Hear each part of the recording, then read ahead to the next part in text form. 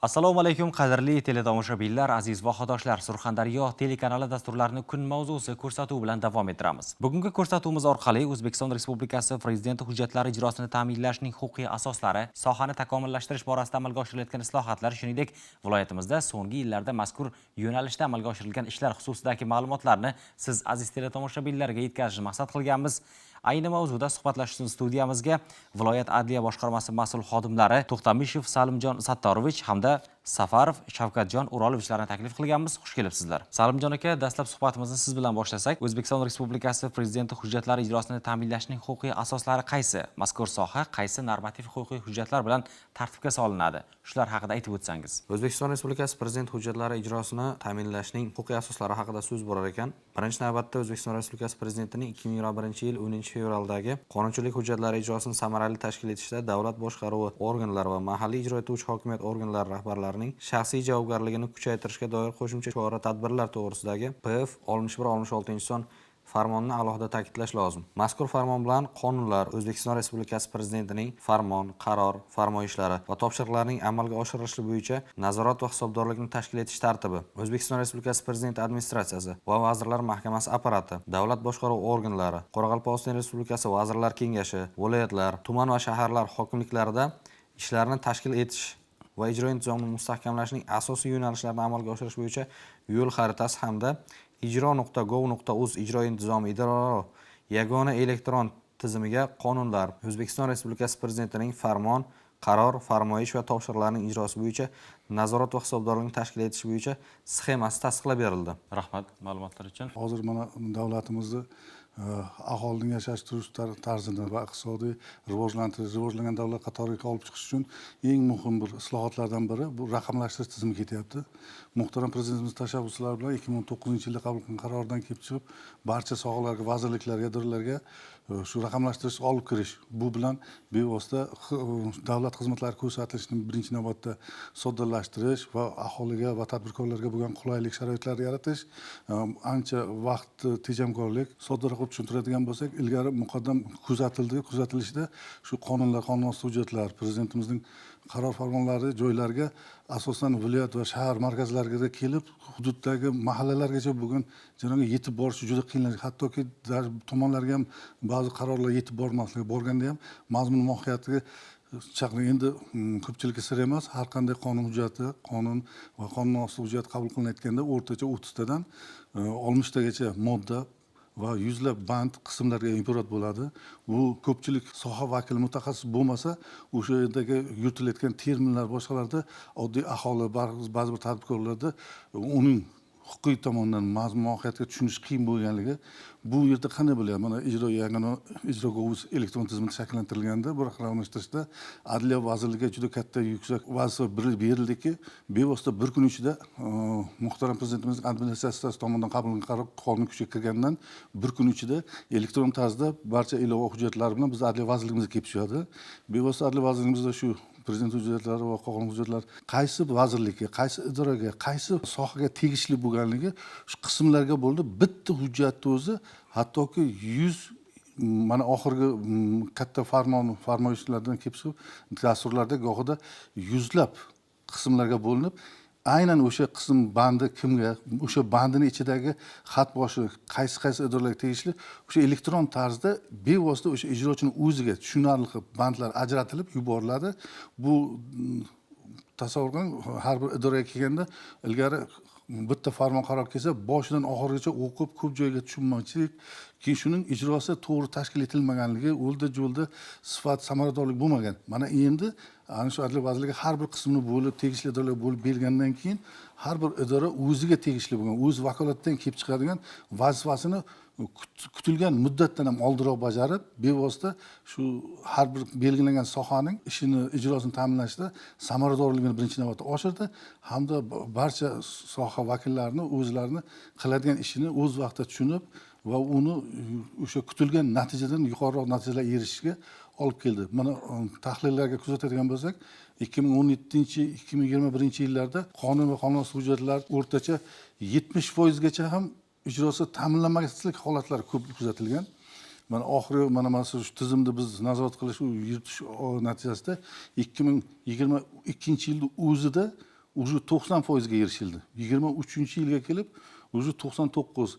Endi ba'zi holatlar bo'ladi, 100dan 25% qismi ijrochilarning o'ziga bog'liq bo'lmagani va ba'zi bir to'siq bo'ladigan omillar, qonunlarning yo bu normativ hujjatlarning bir-biriga ziddiyatli taraflari bo'lgan holatda o'shana holatda bajarilmasligi, o'shani ham kelgusida yuqori hukumat idoralarida boshqa ko'rib chiqilib, yechimi topilyapti. O'zgartirish va qo'shimchalar orqali hayot tarzining o'zgarishi, jamiyat taraqqiyoti har bir sohani rivojlantirish, takomillashtirishni taqozo qiladi.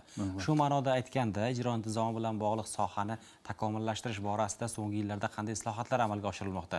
Shavkatjon aka, shular haqida ham aytib o'tsangiz. 25-yilda muhtaram prezidentimizning 117-sonli farmoni qabul qilindi. O'sha 117-farmoni bilan juda katta aynan shu ijro tizimimizda qonun va qonun asosli hujjatlari, prezident farmon qarorlarini ijrosini tashkil etish mexanizmini yanada takomillashtirish bo'yicha maqsad qilindi. Bu maqsadlardan biri hududlarda islohotlar natijadorligini o'rganish va ijro intizomini mustahkamlash ishlarini sifatli yanada tashkil etish, davlat organlari va tashkilotlarda ijroni tashkil etishda birinchi rahbarlarning mas'uliyatini yanada oshirish, hukumat qarorlari ijrosini tashkil etish jarayonlarini raqamlashtirish, ijro intizomini nazorat qilish jarayonlariga sun'iy intellekt texnologiyalarni joriy qilish maqsadini jamlab olgan bo'lib, bunda bevosita yana bir narsa to'xtalishga, aynan shu farmon bilan muhtaram prezidentimizning 2021-yil 31-maydagi 51-32-sonli qarori bilan ijroga.uz idoralararo yagona elektron ijro intizomi tizimini tartibi, yuritilish tartibi bo'yicha nizom tasdiqlangan edi. Aynan shu nizom mana shu farmon bilan qaytadan yangidan tahrir, ya'ni oxirgi 5 yillikda kuzatilgan, kelib chiqayotgan takliflar va soddalashtirish va bo'layotgan to'siqlardan umumlashtirib, muvofiqlashtirib, yillar davomida yig'ilib kelayotgan takliflardan kelib chiqib, yakdil yagona yangi tahrirda nizom tasdiqlandi. Bundan tashqari shu nizom tasdiqlanishda yanada izchil va muddatlarni qisqartirish bilan kelib chiqib, ish samaradorligini oshirish uchun Adliya vazirligiga yana ham qo'shimcha vazifalar yuklatildi. Bundan bevosita vazifa yuklashda har bir oyning 20-sida, misol uchun shu oyning yakunigacha bajarilmayotgan yo bajarilmaslik xavfi bo'lganlar hujjatlarni o'rganish, shuningdek har oyning 25-sanasigacha kelgusi oyda muddat kelayotgan ijrosi ta'minlanadigan topshiriqlarni o'rganib, nazorat boshqarmasi tomonidan shu mas'ul ijrochilarga ogohlantirish tizimi orqali ogohlantirish boshqa qilish hamda bevosita har haftada o'zaro hamkorlikda uchrashuv, suhbatlar o'tkazilib, ushbu jarayonlarda huquqiy uslubiy ko'mak berib borish va doimiy hamkorlik yo'lga qo'yish belgilab berilgan va hozirgi kunda ushbu holat yuzasidan birga hududiylar bilan birga ish olib bormoqdamiz. Salimjon aka, suhbatimizni yana siz bilan davom ettirsak, ijro intizomi sohasiga oid viloyatimizdagi ishlar holati qanday? Mazkur yo'nalishda viloyatda qanday amaliy ishlar bajarilmoqda? Shular haqida to'xtalib o'tsangiz. O'zbekiston Respublikasi Prezidentining Surxondaryo viloyatiga tashrifi davomida berilgan topshiriqlar, shuningdek viloyatni ijtimoiy-iqtisodiy rivojlantirishga qaratilgan kompleks chora-tadbirlar samarasi o'laroq bugungi kunda viloyatimiz jadal sur'atlarda rivojlanib, vohamiz tashqi qiyofasi kundan kunga yanada o'zgarib bormoqda. Jumladan viloyatning bir qancha tuman shaharlarida, Termiz shahri, Termiz tumani, Angor, Jarqo'rg'on va boshqa tumanlar markazlarida aholining uy-joyga bo'lgan talabini qondirish maqsadida ko'p qavatli hamda hamma shart-sharoitlarni o'zida mujassam etgan zamonaviy turar joylarga ega yangi O'zbekiston massivlari barpo etilmoqda. Shuningdek, logistikani rivojlantirish hamda viloyat hududida ichki va tashqi turizmni rivojlantirgan holda keng qamrovda, keng miqyosda turistlarni jalb qilish maqsadida mahalliy, ichki va xalqaro yo'llarni ta'mirlash, ularni yo'l belgilari bilan ta'minlash, yo'l yoqalarida savdo va xizmat ko'rsatish obyektlari, mehmonxonalar barpo etish orqali mazkur sohada zamonaviy va barqaror muhitni ta'minlashga erishib kelinmoqda. Bugungi kunda vohamizning turizm salohiyatini rivojlantirishga qaratilayotgan aynan qanday ishlar amalga oshirilmoqda? Shu haqida ham to'xtalib o'tsangiz. Sir emas, ko'pchilikka ma'lum. Mana oxirgi davlatimiz olib borgan islohotlarda bevosita xorijiy tajribalarga tahlil qilib o'rganish natijasida ularning yutuqlari boshqalardan kelib chiqib, o'zimizda joriy etish bundan bir necha yil oldin boshlangan va islohotlar davomida bevosita ko'rsatib kelmoqdaki, aynan rivojlangan davlatlarning aksariyati iqtisodiyning bir qismini, hattoki ayrim davlatlarda to'liq iqtisodiy blokni turizm salohiyati iqtisod tomonidan ko'tarib ancha rivojlanib ketgan. Xuddi shu sohada tahlil qilganda bevosita bizda ham O'zbekistonda juda bilasiz, juda qadimiy shaharlar, boshqalar aynan turizmga va xorijiy fuqarolarning jalb qilish uchun juda salohiyatli, boshqa juda ko'p boy madaniy merosga egamiz. Aynan shundan kelib chiqsa, Surxondaryomizda ham bevosita sir emas, qadimgi tarix va tabiati bilan turizm salohiyatiga yuqori bo'lgan viloyatlardan biri sanaladi. Bunda bevosita hududning ichki imkoniyat va mavjud salohiyatini ishga solgan holda Termiz tumani hududida yirik savdo kompleksi va Aerotom Free zonasi tashkil etilib, bevosita hozir qo'shni Afg'oniston bilan shu fuqarolarning o'rta shu zonada uchrashuv, savdo sotiqlar qilinishi juda tartibli, yo'lga chiroyli, zamonaviy inshootlarda amalga oshirib kelinmoqda. Bundan tashqari Termiz shahrida Tuproq Qo'rg'on mahallasida bevosita shu bizning qadimiy hunarmandchiligimiz va an'anaviy san'atimizni namoyon etuvchi etna shaharchasi barpo etilgan. Shu etna shaharchasi hozirgi kunda qurib bitkazilib, ishga tushirildi va kelayotgan turistik tur agentlarga, boshqalarga bevosita elektron va boshqa tarzda yetkazilib, hozirda sayyohlarning qabul qilinishi boshqasi tegishli tartibda zamonaviy innovatsion shaklda tashkil etilgan.